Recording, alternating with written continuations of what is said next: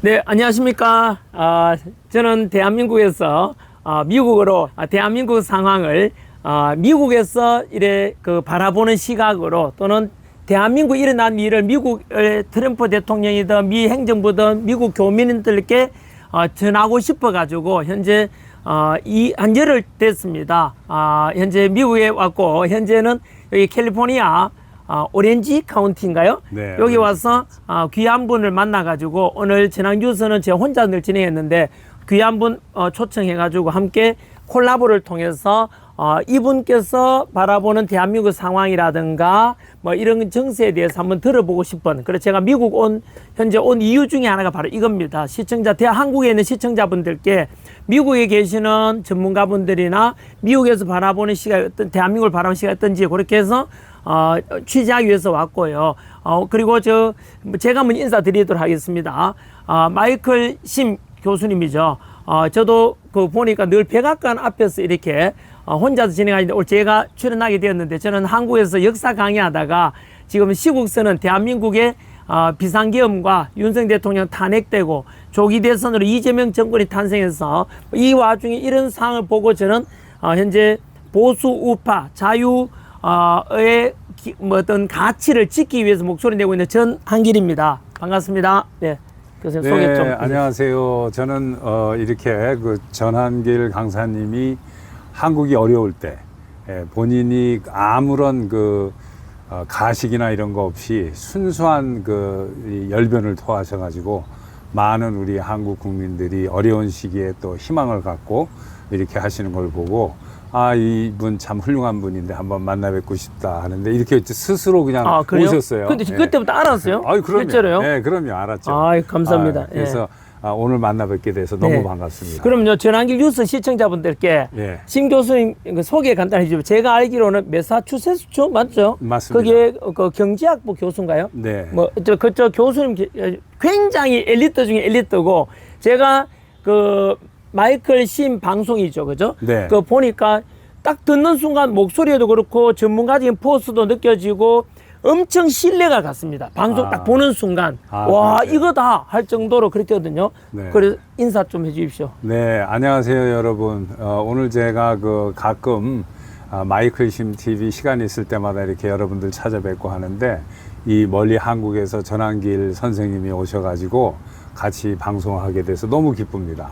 저도 미국에서만 오래 있었기 때문에 한국에 대해서 어떤 보는 시각이라든가 또 알고 있는 지식이라든가 이런 게 또 다를 수 있고, 또 우리 또 전한길 강사님 같은 경우에는 뭐 아주 찐 보수 애국 우파이시지만 또 이 미국 시각에 대해서는 또 다른 생각을 가지실 수 있고, 네네. 그래서 오늘 그러한 서로 콜라보가 되는 그런 이야기를 좀 나눠봤으면 좋겠습니다. 원래 미국에 태어나고 그건 아니죠? 그건 아닙니다. 언제가 미국으로 오셨어요? 네, 저는 한국에서 이제 중학교까지 졸업하고, 중학교까지는 한국에서 졸업하고, 그래서 여기 와가지고 고등학교 과정 마치고 이제 그 다음에 대학원 해서 박사까지.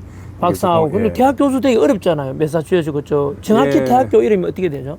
University of Massachusetts. 그럼 근데 그쪽에 명문대학 교수 되기가 되게 어렵지 않나요? 그거 쉽지 않습니다. 그래서 저는 이제 PhD를 University of Massachusetts에서 마쳤고, 그 모교에서 그냥 계속해서 리서치하면서 티칭을 했어요.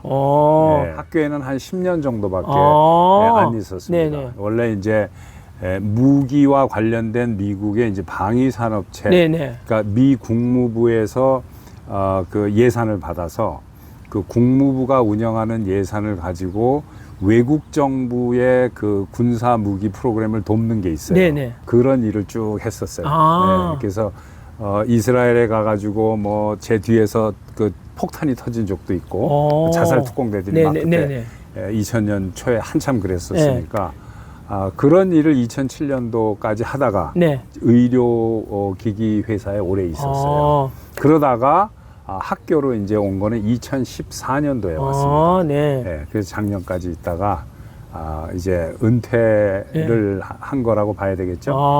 하여튼 그럼 제가 그다음 궁금한 거는요, 진짜 마이클 심 교수님 이제 유튜브 하지 않습니까? 그걸 하게 된 계기가 있습니까? 하게 된 계기는 2020년도였는데 친척분들을 이제 만나게 됐는데 연세도 드시고 공부도 많이 하신 분인데 네네. 공화당은 인물이 얼마나 없길래 트럼프 같은 사람이 대통령을 하냐는 거예요.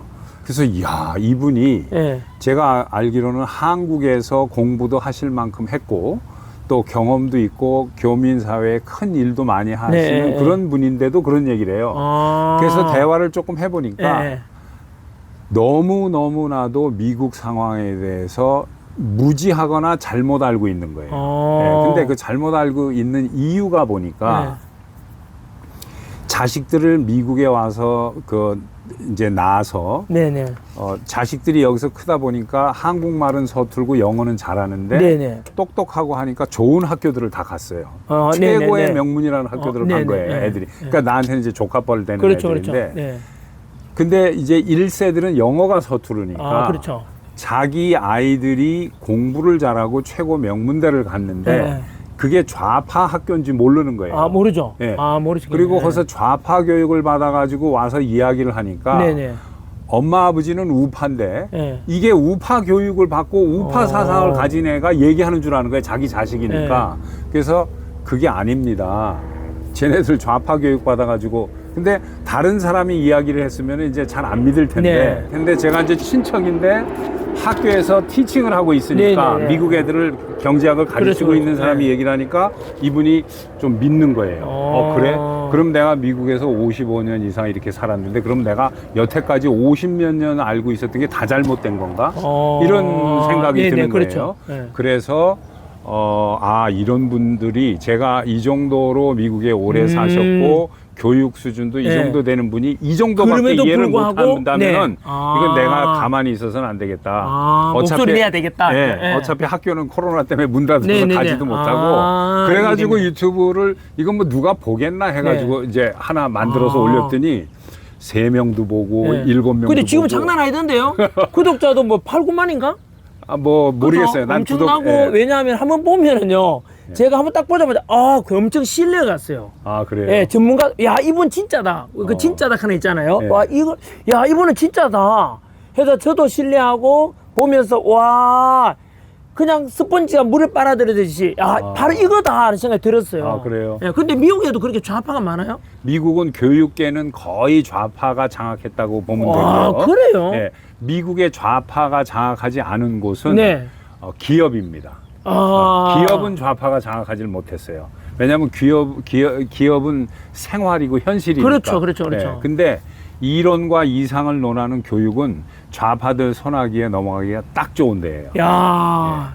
시청자 여러분, 저는요 충격입니다. 마이클 심 교수님 그 시청자분께도 마찬가지로 저는 대한민국은 뭐 아실란가 모르겠는데 정교조 통해서 이미 87년 민주화 1987 민주화 6 이제 헌법 만들어지고 그 뒤로 정교조가 있잖아요. 거의 다 장악했거든요.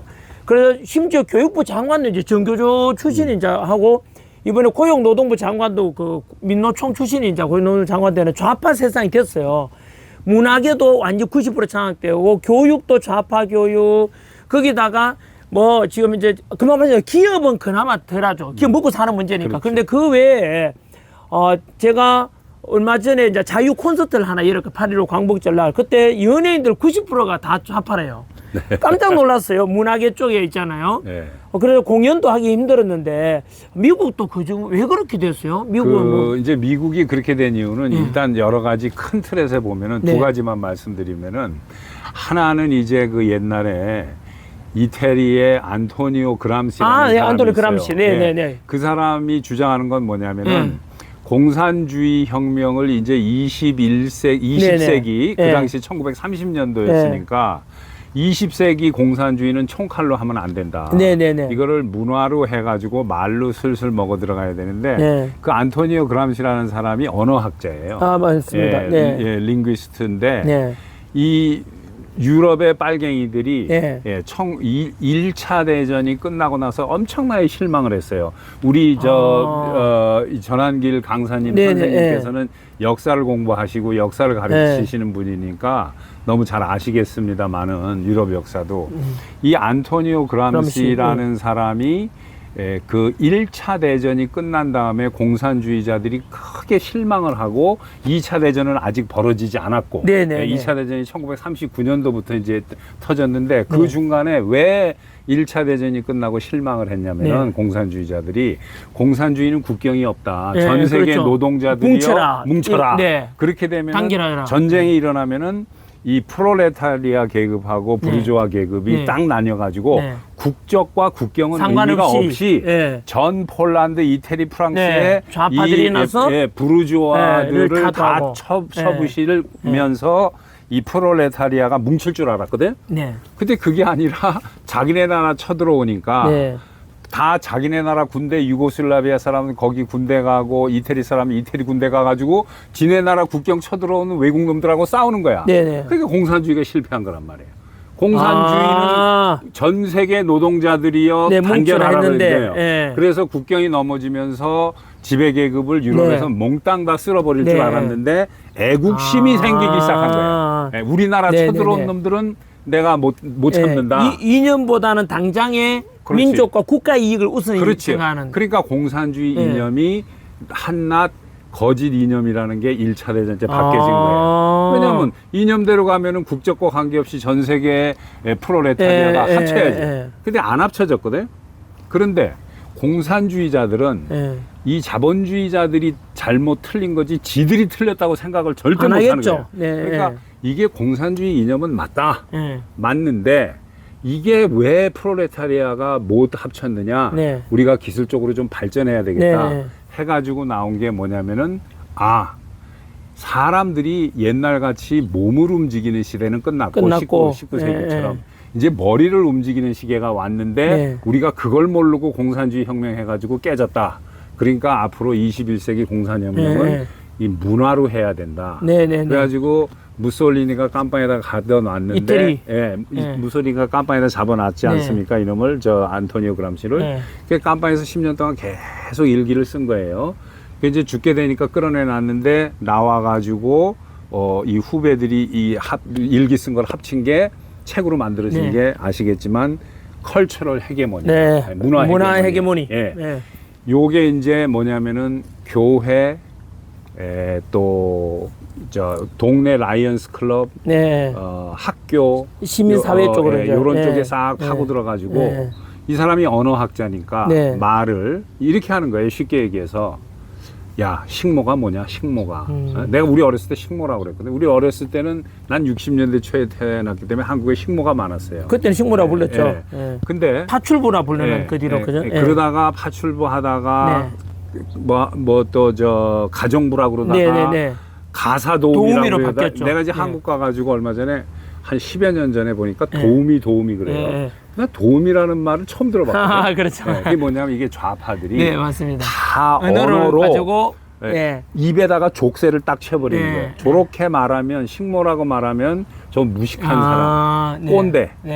그 미국도 마찬가지예요. 미국도 옛날에 1950년대 이전에는 흑인을 니그로라고 그랬어요. 그렇죠. 약간 비하하는 말 아니에요. 비하하는 말 아니에요. 그 당시에는 그 당시에는 지극히 정상인 말인데 이거를 니그로라고 하지 않고 우리는 와이시라고 그러고 뭐 아시아인은 몽골리안 또는 차이니즈 뭐 이렇게 하는데 왜 이 사람만 니그로라고 하냐? 이거는 차별적이다 해서 블랙이라고 얘기해야 된다. 우리가 와이시라고 하니까 저긴 블랙. 그래가지고 그 다음에 니그로라는 말을 쓰면은 그 사람을 무식하고 못 배우고 인종차별적인 것처럼 해가지고 백인들이 니그로라는 말을 못 하는 거예요. 그게 정상적인 얘기인데 그게 50년, 60년 오면서 블랙으로 변한 거예요. 근데 이제 한 15년 전부터는 또 뭐라고 그러냐면 블랙이라고 그러면 듣기가 안 좋다고 해서 색깔이 까만 걸 뭐라고 하냐니까 African American, 아프리카에서 온 미국인이라고 해요. 또 그래가지고 한때 요즘에는 블랙이라고 하는데 한 10여 년 전에는 블랙이라고 하면은 그 미국의 좌파들이 그 못하게 했어요. 블랙이란 말을. 혐오스럽다고. 근데 요즘엔 또 지들이 가만히 보니까 그러면 화이트는 뭐라고 유로피언 아메리칸이라고 해야 돼? 헷갈리니까 그냥 블랙으로 다시 돌아간 거예요. 이런 식으로 안토니오 그람시가 이걸 해서 문화혁명으로 쫙 공산 세력이 들어가는데 그거 덕분에 미국의 그 2차 대전이 일어나니까 빨갱이들이 다 몰려온 거예요. 프랑크푸르트에서 프랑크푸르트 학파라는 말이 뭐 어려운 말이 아니라 그 프랑크푸르트 대학교 내에 독일의 프랑크푸르트 대학에 그 마르크스 연구소가 있었어요. 영어로 얘기하면 원래 마르크스가 독일 출신이죠. 예, Institute of Marxism이에요. 네. 근데 그걸 가지고 마르크스 연구소를 운영하다 보니까 빨갱이 사상이니까 안 와. 네. 그래가지고 이걸 어떻게 바꿨냐면은 Institute of Social Affairs인가 뭐 네. 사회 연구소인가로 이름을 바꿨어요. 그러니까 위장을 한 거죠. 네. 근데 실제로는 공산주의인데 여기에 놈들이 히틀러가 공산주의 싫어했단 말이에요. 자기는 나치주의고 네, 네, 네. 민족주의고. 그렇죠. 네. 그러니까 잡아가니까 뉴욕으로 다 도망와가지고 자리 잡은 데가 프랑크푸르트 그 거기 연구소의 학자들이 전부 빨갱인데 이놈들이 와가지고 콜롬비아 대학에 다 자리를 잡았어요. 콜롬비아도 그 엄청난 명문대잖아요. 예. 네. 그게 1940년대, 네. 30년대 말 40년대 초에 와서 콜롬비아에 자리를 잡고 네. 거기서 NYU, 프린스턴, 하버드로 한두 명씩 쫙 퍼지기 시작했거든요. 명문대학이 전부 다 이제 빨갛게 물들어가는 그렇죠. 거네요. 예. 그게 1940년대인데 전쟁이 끝나니까 네. 거의 대부분은 돌아갔어요. 독일로 네. 빨갱이들이. 근데 안 돌아가고 남은 사람들이 한 서너 명 되거든요. 네. 요게 이제 씨앗이 돼가지고 쫙 다 퍼진 거예요. 네. 근데 이론적으로 강하니까 이 사람들이. 네네. 그래가지고 미국의 이제 교수들이 그때만 해더라도 매우 애국적이고 우파적인 사람들이 많았는데. 네. 전쟁 겪었으니까. 예, 요 씨앗 몇 개가 네. 퍼져서 오늘날의 미국의 거의 명문대라고 하는 데는 거의 교수들이 한 80%, 90%가 와, 그 정도예요? 예, 좌파예요. 예. 야, 그러면은요. 저는 금방 여러분 그 이런 대화를 나눠봤지 않습니까? 대한민국은 정교조뿐만 아니라 대한민국도 좀 좌파 세력이 너무 많이 다 장악했다. 문화계뿐만 아니라 교육 쪽도 그렇고. 그런데 그게 저희들 입장에서는 야, 이거 심각하다. 이거 친중되고 종북하되 이거 심각하다 했는데 미국은 자유민주주의 국가이니까 뭐 이런 좌파가 거의 없고요. 그냥 민주당, 공화당 이래 대통령 선거하면은 약간의 정책의 차이만 있지 뭐 그 정도 심한 게 아닌데 완전히 또 새롭네요, 이게요. 그러니까 이게 많은 분들이 미국은 자유민주 체제니까 그렇죠. 거의 다 공평하게 네네네. 약간의 네. 무슨 리버럴리즘과 컨서버티즘, 네. 보수주의와 무슨 네. 진보주의 정도의 차이가 있겠구나라고 네, 그렇죠. 생각하는데 그게 60년대쯤부터 바뀌기 시작한 거예요. 그전에는 그랬어요. 그전에는. 네. 그리고 정치가 이렇게 극으로 변한 거는 클린턴 시대 때를 클린턴 시대를 지나면서 이렇게 네. 된 거고 90년대. 아. 그러니까 학계는 이미 60년대, 50년대부터 조금씩 물들기 네네네. 시작했고 네. 방송 언론도 50년대 중후반부터 60년대 초반부터 이제 빨갱이들이 장악을 하기 네네. 시작을 했고 예를 들어서 방송계는 1960년대 초 케네디 대통령 때가 네. 60년대 초인데 네. 그 당시는 보수 언론인과 이런 그 진보는 아니에요. 리버럴을 네네. 진보라고 해석하면 네. 틀린 거고 네. 그 리버럴 자유주의인데 존 F 케네디도 민주당 쪽이잖아요. 민주당이죠. 네. 근데 그게 비슷비슷했어요. 언론인의 성향이 네. 이 리버럴 쪽하고 네. 컨서버티브 네. 쪽하고. 근데 지금 현재는 네. 쭉 와가지고 지금 오늘날 2025년에는 보수 성향의 언론인은 3% 정도밖에 안 돼요. 우와. 미국의 전 언론계 97%가 이 좌파 내지는 좌파는 한 65% 정도 되고 와. 나머지 한 20% 정도 이상 남짓되는 게 중도예요. 뉴트럴, 중도. 네네네. 그러니까 좌파와 중도를 합치면 97% 정도 되고 네네. 보수가 3% 정도 돼요. 예. 와, 대한민국의 이제 주제가 자연스럽게 언론 쪽으로 가는데 네. 현재 대한민국도 제일 심각한 게 지금 현재예요. 좌파들이 이렇게 왜 이렇게 이거 대한민국이 극단적인 분열로 가는가. 조금 전에 신 박사님께서 클린턴 이후로 되게 많이 심각하게 됐다. 정치적으로. 정치적으로 했는데 예. 대한민국은 제 생각인데 문재인 때부터 굉장히 심각해져요. 문재인이 완전히 극좌로 가거든요. 네. 신중적인 정책 한답시고 그 태양광 가져오고 중국 좋은 걸 다 들어줘요. 그렇죠. 법도 중국인들한테 우리나라 오면 더 혜택 많이 주겠다. 원자력 없애라. 하여튼 이랬고 그다음에 친중 종북적인 정책을 좌파적인 정책을 완전히 많이 했어요. 그렇죠. 그러면서 이제 보수에서 위기감 속에서 이거 아니지 않냐. 그렇죠. 뭐냐 이거 대한민국이 이거 뭐냐 중국 위기감 느끼는 뭔가 하면 우리 좌파든 우파든 간에 대한민국이 근본적으로 중국 그렇죠. 공산당에 대한 저항심은 되게 커요. 그렇죠. 주한미군 주둔에 대한 한미 동맹에 관한 거에 거의 90% 가까이가 80몇 프로 90% 가까이가 전부 다 그걸 동의해요. 네. 진보든 좌파든 간에 우파든 간에. 네. 그런데 그 문재인 때 와서 지나치게 그쪽으로 많이 가니까 네. 이제 반발 심리에서 그 다음 정권 윤석열 대통령 하고 이제 그때 후보 나왔을 때 이재명하고 나왔을 때 윤석열 대통령이 보수주의가 집권했지 않습니까? 네. 그런데 문재인 때 워낙 좌파 이제 많이 심화시켜 놨으니까 윤석열 대통령이 2022년에 당선되었지만 힘을 발휘를 못해요. 맞습니다. 이미 네. 방송계 언론도 좌파들이 장악하니까 맨날 여론을 좌파 이제 윤석열 대통령 못 살게 굴어요. 그렇죠. 심지어 2022년 5월 달에 대통령 되고 난 뒤에부터 2024년 12월 3일 비상기업 선포 때까지 2년 반 동안에 대통령 퇴진하고 탄핵을 178회에 걸쳐서 178회나 퇴진 탄핵을 주장했어요. 그만큼 이미 대한민국의 언론 쪽이 워낙 좌파 장악이니까 윤석열 대통령 아무리 잘해도 그건 다 숨겨지고 그렇죠. 조금만 못하면 부풀려져가지고 막 그렇죠. 난리니까 결국은 지지율도 떨어지고 그렇죠. 결국은 그 연장선에서 윤석열 대통령은 이제 쫓겨나는 택이죠. 네. 탄핵당하고 다시 어떻게 보면 자연스럽게 좌파에서 그렇죠. 만들어가니까 너무나 수월하게 이재명 정권 현재 그렇죠. 탄생하게 된 거거든요. 그렇죠. 그런데 저는 금방 대한민국은 문재인 정권 때 이후로 이제 그때 갈라치기를 많이 했어요. 문재인은 또. 네. 이 집 있는 사람과 없는 자. 그렇죠. 남녀, 성별. 왜냐 표 없는 짓은 그 좌파들이 다 했거든요. 그렇죠. 계산해보고, 요게 표가 더 많게 되지만 얘들을 쳐버리고 표 얻으려고 표표점 정책 이렇게 하거든. 갈라치기 그렇죠. 하는 바람에 그것을 알게 된 국민들이 이제 많이 깨어났죠. 그렇죠. 그래서 하지만, 윤석열 대통령은 그 당시에 방송 이쪽 언론이 워낙 좌파되었으니까 결론 회복 못하고 쫓겨나는 택이에요. 그렇죠. 그렇죠. 이재명이 지금 탄생했지만 국민 현재 이제 윤석열 대통령이 탄핵을 당했지만 그 속에서 좌파들이 어떤 짓을 하고 있는지 그렇죠. 그 어떤 이제 많이 국민들께 계몽이라 하거든요. 네. 알게 됐는데 제가 미국 와서 이제 이런 심 교수님처럼 깊이 있는 분을 만나가지고 대한민국을 어떻게 바라보는지 대해서 대한민국 현안에 대해서 몇 가지 좀 여쭤보고 싶거든요. 네. 현재 이제 가깝게는요, 한미 정상회담이 지난주 있었지 않습니까? 네. 미국 시간으로 8월 25일 한미 정상회담이 있는데 한국에서는 이재명이 잘했다고 자화자찬하고 있죠. 대통령실에서도 이 정도면 한미 관계 너무 그 협상 잘하고 온 거 아니냐라고 하는데 미국에서 바라보는 이재명의 한미 정상회담 어떻게 보십니까? 이제 별 큰 의미가 없이 봐요. 그거는 왜 큰 네. 의미가 없냐면은 우선 첫 번째로 그러니까 미국적인 시각에서 제가 네. 말씀을 드리는 네. 거예요. 미국인 시각에서 워싱턴을 찾아온 외국의 정상. 네네. 요렇게 해서 이제 보면은 일단 그 실무회담을 하러 오는 대통령들은 전 세계 나라가 200개가 넘는 나라가 네네. 있어요. 그죠? 네, 그렇죠. 예. 근데 그 200개가 넘는 모든 나라의 정상이 미국 대통령하고 실무회담을 갖고 네네. 싶어 한다 해도 과언이 아니에요. 그렇죠. 예. 근데 이제 조그만 나라들은 돈이 없어서 오지도 못하고 네네. 그래도 한 7, 80개 정도 네네. 되는 나라들은 네. 오고 싶어 해요. 네, 그렇겠죠. 근데 이제 한국은 그 중에서 경제적인 위상은 굉장히 높은 높은 나라인데 나라죠.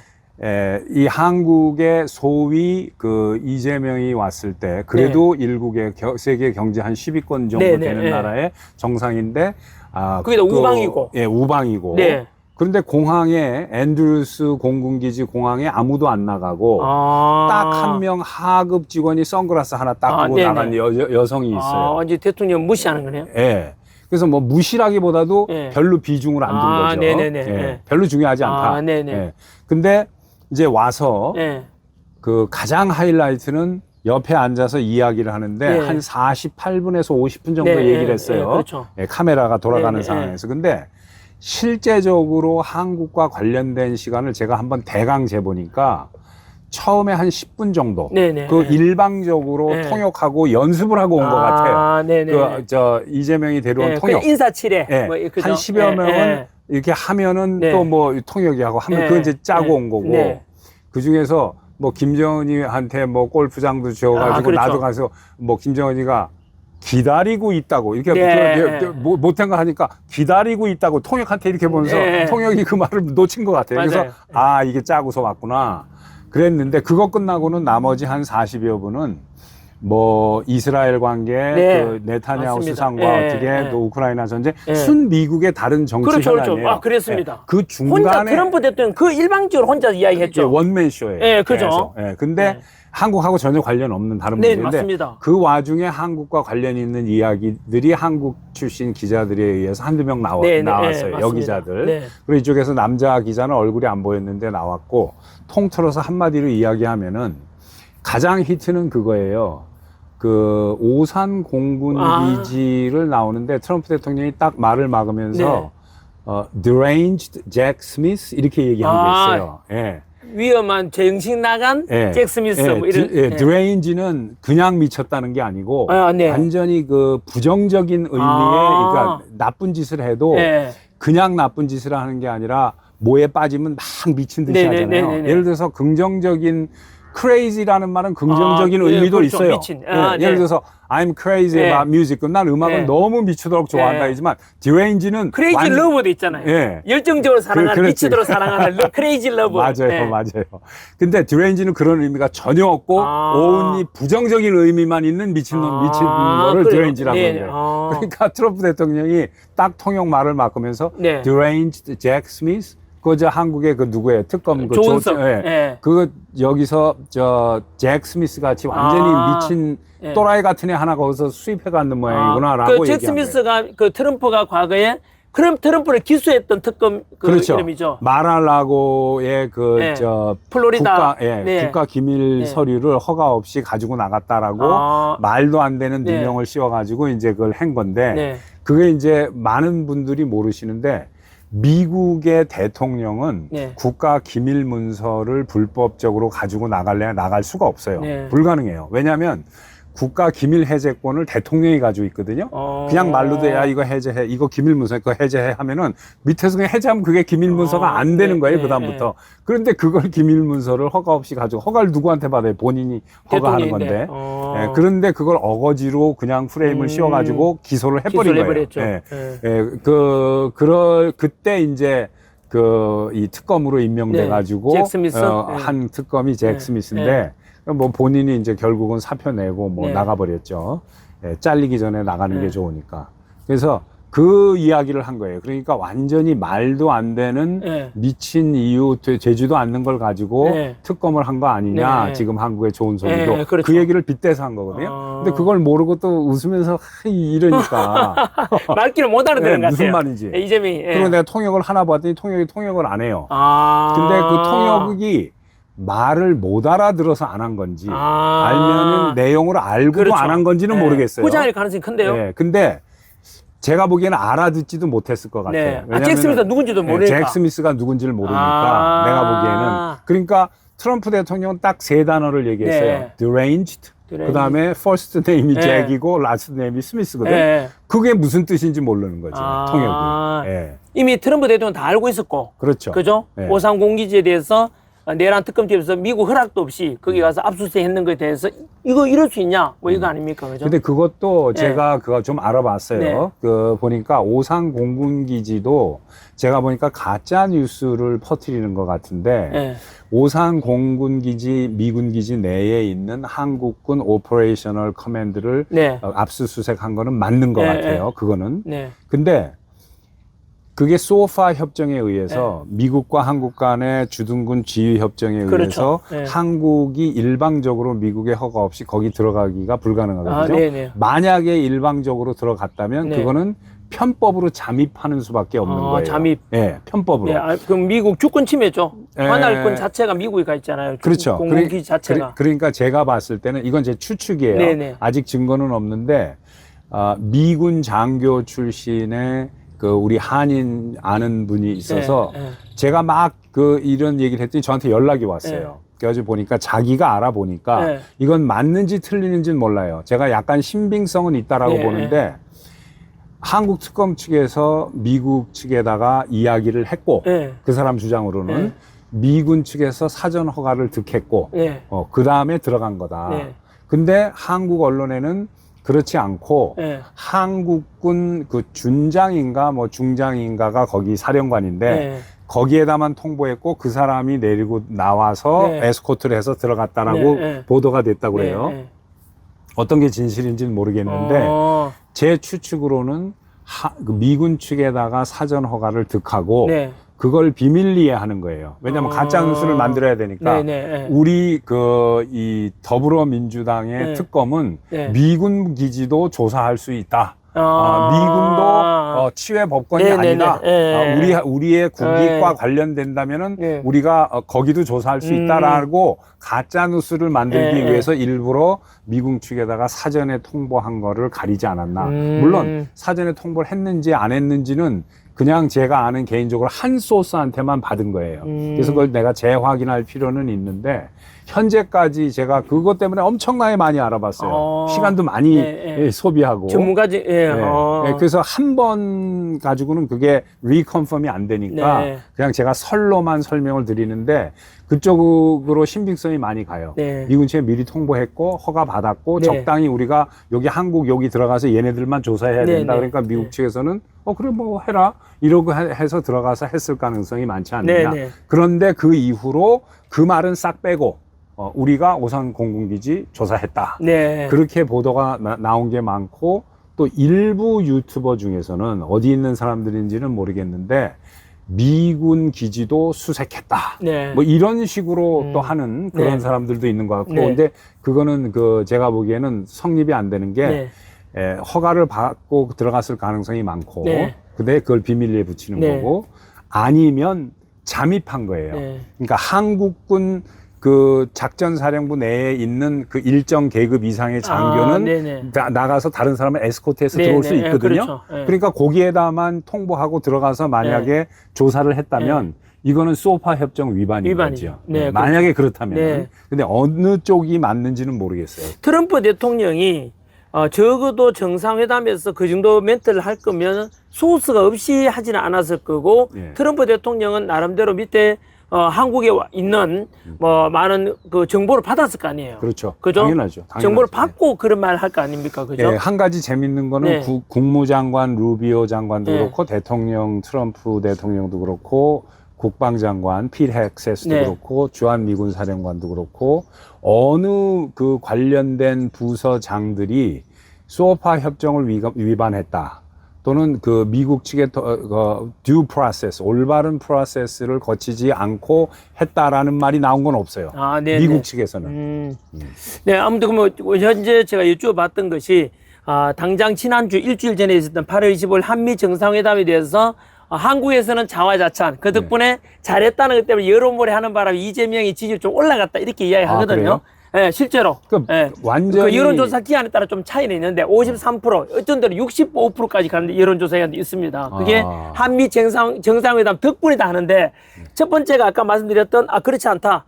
두 정상이 만나가지고 대화하는데 거의 48분 정도 되는 시간 안에 이재명이 그냥 그 또는 이야기, 그냥 아첨하는 플래트리라고 했잖아요. 아첨 그런 멘트뿐이고 대부분은 한미 정상회담 우리 한국 상황과도 관련이 없는 이스라엘 이야기라든가 뭐 이런 이야기만 했지 않습니까? 우크라이나 이야기라든가 이런 걸 볼 때 막 역시 처음에 앤드류 공군기 내릴 때부터 영 대수롭지 않게 대접했다. 그리고 정상회담 48분 동안에도 뭐 개무시한다는 약간의 의미 보면은 그죠? 트럼프의 일방적인 기자회견 있지 않습니까? 그렇죠. 원맨 쇼를 한 걸로 봐야 되고, 한국 관련된 이야기도 전체 약 50여 분이라고 봤을 때, 한 10분 혼자서 미리 외워온 거 이야기는 아첨성 발언하고 중간에 그 한국계 여기자들 한 2명 정도가 질문에 의해서 그거를 이제 트럼프 대통령이 답하는 정도. 그거 이제 다 합쳐서 한 5분, 6분 되려나? 그래 실제적인 알맹이 있는 대화는 하나도 없었던 거죠. 없었고 그 다음에 이제 오찬 자리가 있었지 않습니까? 그건 이제 비공개고. 비공개로 오찬 자리 갔어. 근데 그거에 대해서는 이제 비하인드 스토리가 이제 많이 나오거든요. 보니까. 오찬이라 해서 우리가 맛있는 있잖아. 점심에 대접한 게 아니고, 그치, 샌드위치 먹으면서 일방적으로 트럼프 대통령이, 이재명한테 그냥 너 그랬지 않냐 안 보니까 막 쏘아 붙였다는 이야기가 많이 들리거든요. 그게 그 직후에 있었던 아마 정상회담 끝나고 난 뒤에 트럼프 대통령이 국무회의를 3시간 반 동안에 했던 기록적인 국무회의를 했는데, 거기에서 코리아에 대해서 어떻게 하니까, 걱정 안 해도 돼. 걔들이 우리한테 뭔가 제안해 왔지만, 이미 다 우리 끝났어라고 했다라고 하더라고요. 맞죠? 네네. 맞습니다. 그리고 그 클로즈 도어 세션은 무슨 얘기가 오갔는지 바깥으로 공개를 안 하니까 모르겠지만 아마 제 추측으로서는 한국의 입장은 자기가 어떤 정통성이나 이재명 같은 경우에는 이거를 인정받아야 네, 그거 하나 되려면은, 인정받고 싶어 하려고. 예. 그러니까 미국과 어떤 척을 지거나 원래 좌파 정권이 그렇습니다. 문재인 정권도 그랬고 노무현 정권도 그랬고 정권을 잡기 전에는 이제 표를 받아야 되니까 노무현은 그 유명한 일화가 있잖아요. 그 미순이 효선이 사건이라는 게 있었는데 그때 장갑차에 그죠? 우리나라 학생 2명, 이학생 2명이 장갑차에 깔려 죽는 일이 있었죠. 혹시 모르시는 분들이 계시니까 설명해 잘해 주셨어요. 그때 김대중 대통령 때인데 이회창 후보하고 노무현 후보가 붙었어요. 네, 맞습니다. 근데 노무현이가 왜 표를 어떻게 받았냐면 그것도 이제 부정선거인데 나중에는 처음에 인기몰이를 상당히 많이 했는데 미순이 효선이 사건을 이용을 한 거죠. 뭐냐면 나를 대통령으로 뽑아주면 미국과 동등한 외교를 하겠다. 그게 그 사람의 캐치프레이즈였어요. 계속 그 얘기를 하고 다녔어요. 그러니까 젊은 사람들이 미국하고 동등한 외교를 하는 나라는 전 세계에 한 나라도 없어요. 한 나라도 없죠. 한국, 뭐 일본, 영국, 프랑스, 독일, 한국보다도 국력이 훨씬 센 나라들도 미국하고 동등한 외교를 할 수가 없어요. 그런데 자기가 무슨 수로 미국하고 동등한 외교를 해요? 근데 국민들은 거기 넘어가서 표를 줬다고, 젊은 친구들이. 원래 자주라고 이야기하는 말 듣기는 좋잖아요. 자주파들이 주장하는 게 우리 스스로 하겠다. 뭐 왜 의지하냐? 동등하게 가겠다면 듣기는 좋죠. 맞아요. 비현실적인 이야기 많죠. 맞습니다. 근데 민주당이나 이런 좌파들이 공통적인 게 노무현도 그렇고 문재인도 그렇고 이재명도 그렇고 표를 끌어모으기 위해서 감언이설을 다 해요. 그래서 만약에 되면 당선되고 나면 문제가 뭐냐면 미국과의 관계를 어떻게 가져갈 것인가가 이제 가장 큰 고민이거든요. 국내에서는 그냥 떠들어놨는데 이게 미국하고 현실적으로 힘들어지거든요. 이번 이재명도 똑같네요. 똑같은 거예요. 그 노무현 때는 그 문재인이 그 비서실장인가 뭔가를 했었어요. 맞아요. 비서실장. 그때 그 미국 그 노무현이 뻣뻣하게 나오니까 미국에서 무디스의 국가 신용 등급을 낮출 거를 연구를 한다는 걸 알고 그 노무현이 문재인을 방미 특사를 해가지고 보냈어요. 근데 왔는데 그 무디스는 민간 기업이니까 정부에서 이래라 저래라 할 수 없다라는 말만 듣고 갔거든요. 근데 그때 와가지고 아마 손이 발이 되도록 빌고 갔는 모양이에요. 그래서 결국은 뭐 국가 신용 등급이 떨어지지는 않았어요. 근데 이제 떨어지면은 골치 아파지는 거지. 그때부터는 여의도에 돈이 다 빠져나가고 이제 골치 아파지니까. 근데 이제 이재명도 마찬가지예요. 자기가 됐으니까 국민들한테 뭐 인기도 유지해야 되고 자기가 훌륭한 리더라는 걸 보여줘야 되는데 미국하고 척이 지면 안 되니까 그냥 아첨만 하고 간 거죠. 그 내용에 보면 알아요. 어떤 나라 정상을 앉혀놓고 야 여기서 그 deranged 잭 스미스라고 그런 이야기를 한다는 거는 완전히 그냥 창피만 당하고 갔다 이렇게 뭐 근데 이제 창피 당했는지도 모르고 히히 웃고 간 맞습니다. 거지. 뭐 말인지도 그때는 못 알아들었죠. 그리고 그럼 이제 국내에 들어와서는 한미 동맹을 잘했다. 그러니까 젤렌스키처럼 그때 막 이렇게 당했잖아요. 그렇게는 안 당해서 그나마 이제 그 미국으로부터 인정받았다. 그런데 실제로는 그 뒤로 이제 청구서 관세에 관한 거라 이런 거는 완전히 뭐 알고 보니까 지금 현재 알려진 바로 6천억 달러에서 EU 전체 27개국 합쳐서 6천억 달러가 우리나라 혼자서 6천억 달러, 일본은 5,500억 달러니까 일본보다도 우리가 더 많은 걸 이제 감당해야 되죠. 투자든 뭐든 간에. 그러고 보니까 결국은 장동혁 국민의힘 대표가 그런 표현을 했어요. 미국 갔다 와서 속옷까지 다 벗어주고 와서는 이게 잘한 거라고 말할 수 있느냐. 근데 정확한 적절한 표현 같은데 현재 그 주제는 이제 또 교수님 통해서 한번 들어봤고요. 그 다음에 또 이제 시간 관계상 그 다음에 이제 한국에서 이슈가 뭐냐면요. 현재 하여튼 그렇게 한미 관계, 한미 동맹을 잘한다고 했지만 막상 일주일 뒤에 지금 이제 그저께가 되겠죠. 중국에서 중국 북경에서 북중러 세 나라가 모여가지고 세 나라 중심이 다 모였잖아요. 뭐 그리고 거기에서 중국 전성 기념식 열병식에 우원식 우리나라 서열 2위지 않습니까? 국회의장이 거기에 갔지 않습니까? 분명히 일주일 전에 8월 25일 정상회담에서는 이재명이 한미 동맹 튼튼하겠다. 그리고 이렇게 해놓고는 일주일 만에 그 우원식을 보냈지 않습니까? 거기에 갖는 나라 중에서 북한, 러시아, 중국 빼고 나면 다 우리나라도 OECD 국가 하나도 없거든요. 없죠. 우리나라 혼자 가 있어요. 우원식이가. 예, 그래서 예. 그걸 트럼프 대통령이 봤잖아요. 맞죠. 반미 연합 세력 형성안에 예. 경고했지 않습니까? 그런데 네. 거기 우리나라가 들어가 있으니까 아마 트럼프 대통령 입장에서는 아니 이거 뭐야? 왜 사우스 코리아 대표 저 가 있냐라고 하겠죠. 예. 그 앞으로 전망 어떻게 그 바라보십니까? 전망이 상당히 그게 네. 위험한 게 네. 미국에서 이제 바라보는 미국의 네, 네. 정치인들이 바라보는 거는 네. 이렇게 생각을 합니다. 미국은 행정부가 administration 대통령이 있는 네. 행정부가 어떤 행동을 취하는 거하고 네. 국회의장이 행동을 취하는 거하고는 네. 이제 어떤 의미가 있냐면은 정치적으로 이것은 그냥 집권하는 행정력을 가지고 움직이는 거지만 네. 국회의장이 움직이면 국민의 대표라는 뜻이거든요. 아. 네, 미국은 이렇게 보는 거예요. 네네. 그러니까 한국 국민의 대표는 중국하고 가까운데 그런 예, 의미였구나. 예. 우리 한국 정부는 뭐 중국하고는 안 가깝지 않으려고 네네네. 한다라는 의미를 나름대로 돌아가지 않은 머리를 가지고 누군가가 쓴 거예요. 한국 정부에서. 자, 그러면은 미국 정부 측에서 봤을 때는 그 전승 기념일을 한국의 남한 국민들이 정말로 국민의 대표가 가서 축하하고 거기서 참석을 했다. 네네네. 그러면은 미국이 마지못해서 미국의 눈치가 무서워서 행정은 미국과 가까운 척을 하지만 네. 실제로는 실제로는 대한민국 국민들의 진심은 우리는 친중이다. 그런 그런 위험한 식으로. 시그널을 그렇죠. 주게 되지 않습니까? 예, 그 위험한 시그널이 이미 온 거지 워싱턴으로. 예, 그러니까 사실은 그 반대거든요. 네. 사실은 대한민국 그렇죠. 사람들의 거의 대부분이 네. 중국을 싫어하고, 그렇죠, 그렇죠. 예, 거의 대부분이 80% 이상, 90% 가까이가 중국은 다 싫어합니다. 네. 한국 내 진보든 보수든 하여튼 네. 다 중국은 싫어해요. 예, 그러니까 엄청나게 외교적으로도 실수한 거지만은 네.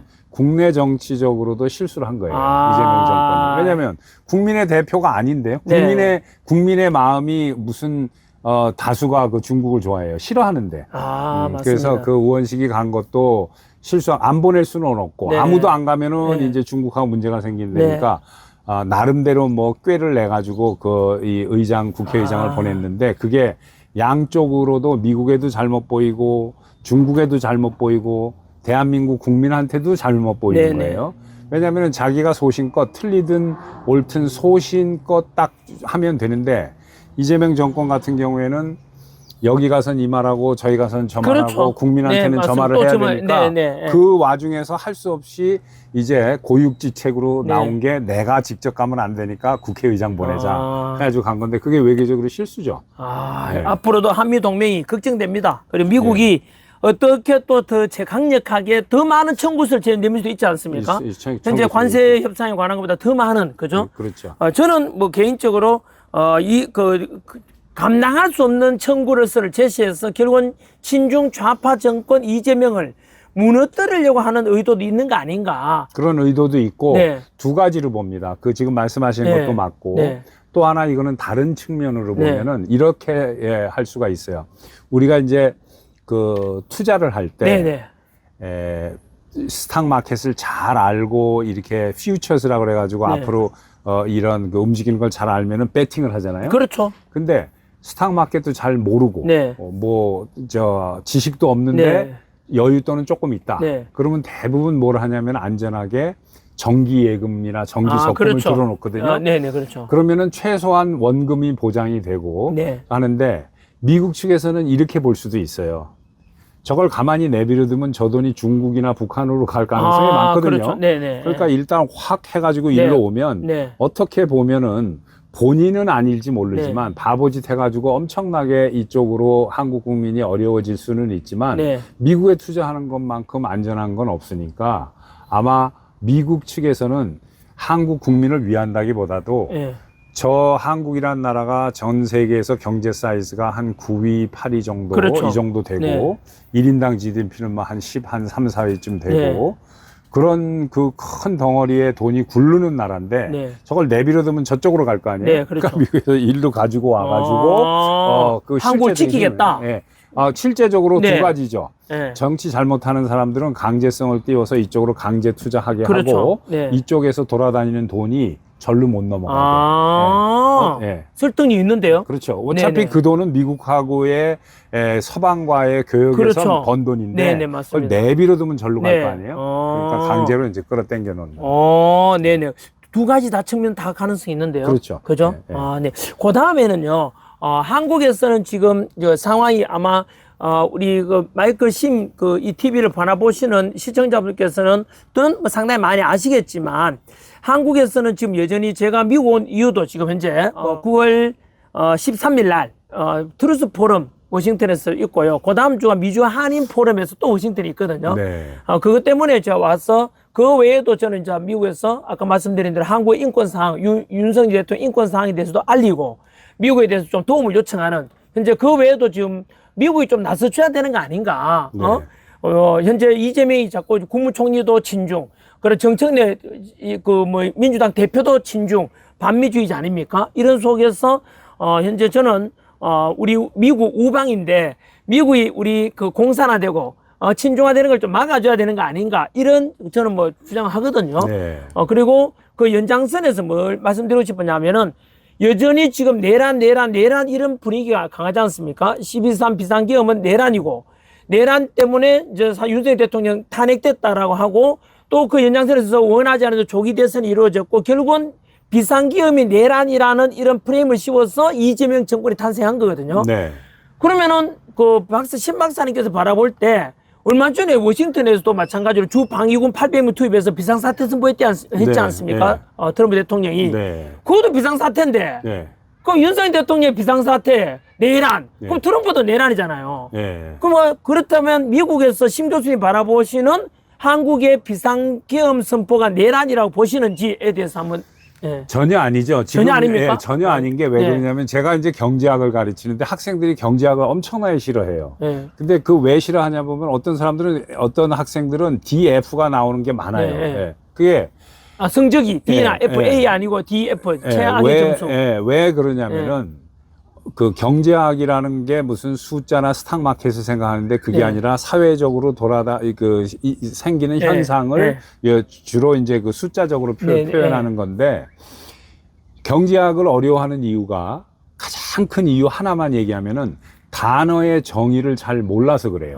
뭐 수요 학생들이. 공급, 예. 한계 체감의 법칙 뭐 이런 좀 어렵게 그 생각이죠. 정의를 알고 나면은 경제학이 되게 쉽거든요. 근데 정치도 마찬가지예요. 내란이라는 거는 네네. 현재 그 집권을 하고 있는 정부를 때려 엎는 거예요. 그렇죠. 그게 내란이죠. 예. 예. 근데 트럼프 대통령이 현직 대통령인데 어떻게 자기가 자기를 때려 엎어요? 불가능하죠. 불가능하죠. 예, 말이 안 되죠. 윤석열 대통령도 마찬가지예요. 예. 자기가 현직 대통령인데 어떻게 자기가 자기 정권을 때려 엎어요? 예. 그러니까 그 내란이라는 게 성립이 안 되는 거예요. 네. 예. 안 되는데 언론이 내란했다라고 그렇죠. 자꾸 이야기를 하니까 국민들이 단어의 정의만 정확하게 알아도 저건 내란이 아닌데 내란이 성립이 불가능한데 그렇죠. 라고 생각할 수 있거든요. 근데 이 한국어 공부를 워낙 잘못해서 그런지 아니면은 미국 사람들도 영어 공부를 잘못해서 그런지 여기 말로 insurrection이라고 그러거든요. 같은 뜻인데 그건 성립이 안 되는 얘기예요. 근데 안 되는 얘기를 자꾸 푸시하는 거죠. 테크놀로지도 이제 두 가지가 있어요. 푸시텍이라는 게 있고 풀텍이라는 게 있는데 밀고 땡기는 거. 밀고 땡기는 거예요. 그러니까 요즘 젊은 사람들이 뉴스를 접하는 거는 대개 풀 테크놀로지예요. SNS, 그러니까 자기가 땡겨서 보는 내가 거거든요. 땡겨서 직접 보는 거고. 근데 기성세대들이나 벌써 한 40대, 50대만 돼도 푸시텍이에요. 뉴스나 신문이 떠들어서 밀어주는 걸 레거시 받아들여요. 미디어들이 그냥 일방적으로 제공해 주는 걸 그냥 그렇죠. 가만히 앉아 수동적으로 가만히 앉아서 받아들이는 받는 거죠. 그래서 언론이 문제인데 미국에서 1960년대 이후로 그 트래디셔널 뉴스는 없어졌다고 봐야 돼요. 트래디셔널 뉴스라는 것은 다 아시다시피 언제 어디서 무엇이 어떻게 일어났다까지 왜라는 말도 안 해요. 왜는 벌써 그 안에를 분석해야 되잖아요. 그렇죠. 그거는 시청자 몫이고 언제 어디서 누가 무엇을 어떻게까지만 하면 돼요. 왜가 없죠. Why가. 오늘 아침 7시에 어느 뭐 버스하고 차가 한 대 부딪혔는데 사상자가 한 명 났다까지. 근데 거기서 왜 일어났다 하면은 뭐 운전사가 마누라하고 싸워가지고 열받아가지고 빨리 가다 받았다. 이게 이제 문제가 되는 거예요. 그렇죠. 지금 요즘 언론이 그렇거든요. 그러니까 내러티브를 자꾸 푸시하는 거죠. 근데 이제 그런 트래디셔널 언론, 시청자가 현명하고 시청자가 나름대로 판단하는 시대가 끝내버린 거예요, 좌파들이. 계속 설명하고 뭐하고 똑같은 얘기 푸시하고 하니까 그 일방적으로 이렇게 보는 사람들은 그게 맞는 건 줄 아는 거죠. 새빨간 거짓말을 하는데. 네, 그렇죠. 예. 네, 알겠습니다. 우리 그 미국에서 보고 계시는 시청자 여러분, 그리고 한국에서 보고 계시는 시청자 여러분, 금방 지금 대한민국이 막 이렇게 지금 파국이 될 거지. 이재명 정권이 탄생해서 불과 이제 3개월, 90일 됐는데 막 모든 경제도 망가지고 지금 막 노란봉투법이다 뭐 이런 거지. 경제 안보도 위기고 정치 민주주의도 뭐 특별재판부도 만들어낸다니 그 대법관을 늘린다는 이래가지고 좌파 정권이 이제 완전히 뭐 좀 있으면 우려되거든요. 제2의 홍콩이 되고 제2의 베네수엘라가 되는 거 아닌가 이렇게 우려되는 상황에서 금방 말씀드린 대로 비상기업에 대해서 아직도 내란이 생각들이 너무 많아요. 저도 아니 뭐 말이 되냐 교수님하고 이게 똑같거든요. 아니 내란이 거구라는 단어 똑같거든요. 민주당 자기들하고 안 맞으면 다 거구라 그래요. 네. 거구 뜻도 몰라요. 네. 그리고 내란이라 뜻도 모르고 그냥 세뇌시키니까 사람들 전부 다 그렇구나. 금방 푸시 뭐 이런 말씀 하시지 않습니까? 저들도 똑같은 생각이고요. 이것을 저는 이 유튜브를 통해서 국민들에게 더 많이 알려서 국민들이 더 진실을 실체를 알게 되면은 좀 달라질 수 있지 않겠는가. 네. 그리고 이재명의 외교도 마찬가지로 한미 정상회담도 자화자찬하지만 이런 걸 숫자적으로 관세에 대해 실체를 알리면은 아니네. 이렇게 알면은 저는 자연스럽게 이번 정상회담이 하나의 계기가 되고 네, 안녕하세요. 그래서 네, 지나가던 여기는 여러분 오렌지 맞나요? 오렌지 카운티 공원에서 지금 신 박사님하고 함께 진행하는데 여기 한국 교포들이 많은가 봐요. 예, 이 동네에 상당히 많이 삽니다. 아, 그래요? 분들이. 예. 산책하던 분이 갑자기 인사를 하셔가지고 반가우신데 걸어오시네요. 네. 여하튼 마지막으로요. 시간이 이제 다 돼가니까 네. 현재 아까 우리 좌파에 대해서 언론의 좌파, 대한민국만 그런 줄 알았는데 미국도 지금 좌파이 누구나 이렇게 세력이 강하다는 이야기 들었고요. 그 다음에 또 교육도 그렇고 언론도 그렇다는 말씀을 드렸고 세 번째 한미 정상회담에 대한 것도 한 번 더 미국에서 바라보는 시각에 대해서 한번 짚어봤고 마지막으로 대한민국의 지금 좌파 정권 이재명이 탄생해서 지금 나라가 거들날 위기에 이르렀는데 그것에 돌아가 보면 비상기업은 내란이라는 프레임 때문에 결국 여기까지 오게 됐는데 그것에 대해서 우리 신 교수님께서 바라보는 또 관점 어떤지에 대해서 여쭤봤는데요. 제가 생각하는 거의 말이 비슷한 것 같다는 생각이 듭니다. 보수 자유우파에 이게 진실이죠. 그렇죠. 그죠? 네. 어떤 어떤 주관적인 게 아니라 진실에 대해서 여쭤봤다. 서로 알게 되었다. 이런 생각이 듭니다. 대략 몇 분 정도 지났죠? 1시간 됐어요. 벌써 1시간 됐대요. 어이구. 이야기가 재밌으니까. 저도 계속 듣다 보니까 1시간까지 됐다 하네요. 우리 마무리 발언으로 그러면요. 한번 인사 먼저 해주시고, 네. 또 우리 어떻게 오셨어요? 지나가다 내 선생님 얼굴 보고 아유, 고맙습니다. 여기 교민이라 합니까? 예, 그- 그래요? 한인, 그죠? 사모님도요? 이제, 전학 뉴스도 보셨는가요? 그럼요. 우리 항상 열심히 보고 있어요. 네. 이쪽으로는요, 우리 마이클 심 교수님이거든요. 네. 인사 한번 하시죠. 메사추세츠 교수님이에요. 안녕하세요. 네. 네, 반갑습니다. 네. 네. 네, 안녕하십니까. 갑자기 지금 라이브, 우리 동영상 찍고 있는데, 교민께서 인사 반갑게 해주면 너무 고맙고요. 금방, 저는요, 이제 여기 와가지고, 미국 이제 전문가분께 또 우리 심 교수님께 함께 이제 같이 콜라보해서 방송을 하고 있거든요. 촬영해서 대한민국에 일어나고 있는 일에 대해서 어떻게 생각하는지 오늘 여쭤보고, 그런 지금 중이고 이제 마무리 지으려고 합니다. 조금만 기다려 주십시오. 네. 자, 오늘 방송 소감에 대한 거 또 우리 인사 각자 하고 이제 마무리 짓는 걸 하죠. 예, 너무 감회가 깊고, 네. 예, 한국이 어려울 때 그래도 일신의 어떤 이 안녕이라든가 그런 걸 생각하지 않고 직언을 하고 그렇게 해서 많은 국민들의 공감을 얻고 했던 우리 전한길 강사님이 이렇게 오셔가지고 오늘 같이 방송을 하게 되니까 너무 기쁘고요. 너무 낙담하지 말았으면 좋겠어요. 우리 한국에 네. 있는 국민들이. 네네. 왜냐하면 여기 미국도 지난 4년 동안 어두운 시기가 있었어요.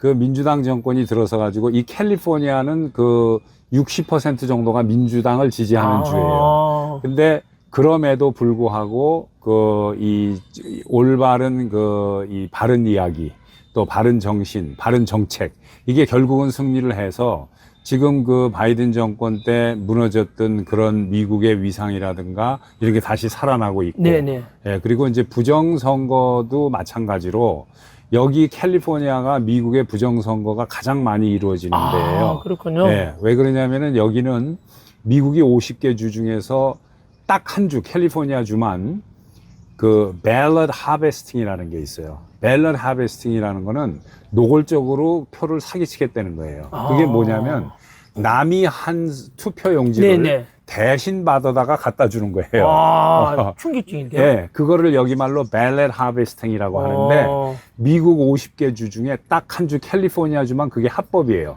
실제로 이루어지고 있어요. 예, 실제 합법이에요. 맞습니까? 그래서 아, 우리 교민님도 예, 교민께서 그래서 그거를 맡아오시네요. 4년 전에 처음으로 통과를 했는데 여기는 주 하원, 주 상원, 주지사가 다 민주당이에요. 아. 네, 그리고 주 상하원은 3분의 2가 민주당이에요. 절대 다수. 여기 말로 슈퍼 머저리라고 하는데 3분의 2 이상이면 개헌도 할 수 있어요. 아, 그렇죠. 네, 그때 만들어버린 거예요. 4년 전에. 남이 한 거 표신 대신 걷어다 주는 걸 합법화하자. 그러니까 한국의 우편 투표 문제되는 거는 네. 될 것도 아니에요. 그거는. 부정도 아니에요. 그래요? 네, 그런 부정이 이루어지는 주가 캘리포니아 주예요. 그런데 이제 트럼프 대통령이 voter ID라는 걸 만들어 가지고 이제 이걸 의무화하겠다고 나오니까 민주당에서 들고 일어나는 거예요. 그렇게 되면은 그 부정 투표를 못 하니까. 네네, 그렇죠. 그래서 여기 캘리포니아는 저는 그 동부에서만 있다가 작년에 여기 처음 와가지고 선거를 했는데 아무것도 묻질 않아요. 국적도 묻질 않고 투표 유권장도 묻지 않고 딱 투표하러 가면은 이름하고 주소만 되면 투표하는 거예요. 네, 그러니까 그냥 뭐 멕시칸들이 엄청나게 했을 거예요. 그 사람들 주로 민주당계가 뭐 다 그죠? 민주당이에요. 다. 아, 다요? 다 민주당. 네, 그거에서 이번에 이제 트럼프 대통령이 US 시리즌만 미국 시민권자만 네. 인구조사를 하겠다 하니까 인종차별이라고 지금 들고 나오는 거예요. 네, 민주당에서. 그러니까 뭐 말도 안 되는 일이 계속 일어나는데 이 미국 50개 주 중에 사회주의 주가 여기 캘리포니아 주인데 안타까운 거는 우리 많은 교포분들이 여기가 사회주의 주인지도 잘 몰라요. 여기가 아주 좋은 미국이라고 생각하고 사시는 분들이 많아요. 예, 그래서 안타까운 건데 이제 우리 한인분들도 미국에서 열심히 살았고 또 자녀 교육 시키느라고 고생도 많이 했고 학력이라든가 경제력이 타 민족 소수 민족에 비해서 상당히 높아요. 그런데 정치력은 아주 얕아요. 왜냐면은 쉽게 얘기해서 돈 벌고 먹고 사는 거에만 올인을 하고 살다 보니까 정치적으로 미국 내에서 인정은 못 받는 거예요. 정치력이 없고 학력이나 경제력에 비해서 정치력이 형편없어요. 그래서 제가 가끔 시간 날 때마다 유튜브에서 이야기하고 하는 이유가 우리가 배우고 있는 것만큼 정치력도 같이 키워나가야 되지 않겠느냐 하는 의미에서. 그러니까 신 교수님의 그 유튜브가 더 중요한 이유가 그 때문입니다. 네, 더 많은 교민들께 이 방송 보게 해가지고 제대로 된 정치에 대한 캘리포니아든 미국의 정치에 대해서 제대로 실제를 알려드리고 그렇죠. 그래서 정치적인 판단도 올바르게 할 수 있도록 그렇죠. 그저 반듯하고 바람직한 판단할 수 있도록 실제를 알려드리는 역할을 하지 않습니까? 지금 노력하고 있죠. 그죠. 우리 구독자 여러분 많이 이거 우리 마이클 신 교수님의 방송이요. 다른 분들께도 교민들이 많이 전해주셔가지고 캘리포니아뿐만 아니라 미국에 있는 전체, 더 나아가 미국 전체도 마찬가지로 좌파들한테 넘어가면 안 되지 않습니까? 이런 역할을 많이 해주시기 바랍니다. 여하튼 저는 뭐 대한민국에서 현재 일어나고 있는 일들이 너무 안타깝지 않습니까? 아마도 대한민국이 아까도 대화 나왔지만은 사우스 코리아 하면은 컬처, 푸드, 그다음 뭐 이런 그 경제, 뭐 삼성, LG, 현대, 포스코, 뭐 현대 이런 거 엄청나게 초일련된 정치가 이상하지 않습니까? 지금요. 대한민국. 그래서 저는 머지않아서 이 대한민국에 현재 지금 이재명 정권이 탄생해서 70여 년간 유지된 한미 동맹도 흔들거리고 있고 안보도 위협받고 경제도 지금 폐가망신할 그런 상황이 와 있다고 저는 바라보고 있는데요. 그래서 저는 미국 교민들께도 부탁을 드립니다. 한국에서는 이미 이재명 정권이 입법부, 행정부, 사법부를 다 장악했어요. 언론 장악했죠? 교육 장악했죠? 그래서 지금 남아있는 게 저희들 이제 보수 유튜버밖에 없습니다. 유튜버들이 국민들에 제대로 알려야 되고, 그래서 저도 그 중에 한 사람으로서 알리고 있는데요. 미국의 트럼프 대통령과 미국의 이러한 우방으로서 대한민국이 친중으로 넘어가지 않도록 지켜주길 바라고, 그것이 우리 대한민국이 잘 돼야만 교민들도 더 자부심 가지고 여기서 사우스 코리아 출신에 대해서 긍지를 가지고 살아갈 수 있지 않겠습니까? 그래서 이재명 정권이 사악하고 이런 모든 민주주의 망가뜨리려고 하는데 그것을 바라보는 것이 안타깝다면은 우리 교민 여러분들께서도 더욱더 이런데 대한민국에 관심 가져주시고 그래서 저희들 같은 목소리 좀 많이 내주시기를 격려해 주시기를 응원해 주시기를 좀 부탁도 동시에 좀 드립니다. 그리고 전환뉴스 우리 시청자 여러분 오늘 어땠습니까? 네, 오늘 평상시에 저 혼자서 진행하는 것보다 또 앞에는 우리 원 기자님, 그죠? 원 기자님하고 또 이야기도 나눠봤고, 이번에는 우리 심 교수님하고 또 이야기 나눠보면서, 미국에서 이런 나름대로 보수 우파, 자유 우파의 전문가분들이 바라보는 대한민국에 대한 인식이 어떤지를 아마 보셨을 겁니다. 그래서 전환길 혼자서 일방적으로 이야기하는 것보다, 맞네. 한 번 더 재확인할 수 있는 그런 기회가 되지 않았나라는 생각이 듭니다. 아무튼, 오늘 저희 전환뉴스에도 너무나 귀한 이렇게요 소스를 제공해주고 미국 현지에서 이런 방송을 해주셔가지고 너무 감사드립니다. 네, 교수님. 네, 뭐 이 밤이 깊으면은 네. 새벽이 가깝다고. 네, 맞습니다. 너무 그렇게 네. 낙심만 하지 마시고 네. 이렇게 훌륭한 전한길 강사님도 계시고 또 이렇게 우리 우파들도 상당히 많이 있습니다. 네. 마음속으로 응원하는 분들도 아마 이제 곧 동이 트고 네. 첫 닭이 울지 않을까 생각합니다. 네, 기도하는 마음으로 다 함께 그날을 기다려 보겠습니다. 네, 오늘 함께 해주셔서 너무 저도 영광이고 감사드립니다. 네, 감사합니다. 고맙습니다. 네, 감사드립니다. 감사합니다. 시청자 여러분 전부 다 우리 심 교수님의 그런 전환길 모두 함께 응원해 주십시오. 감사합니다. 네, 고맙습니다. 감사합니다. 네.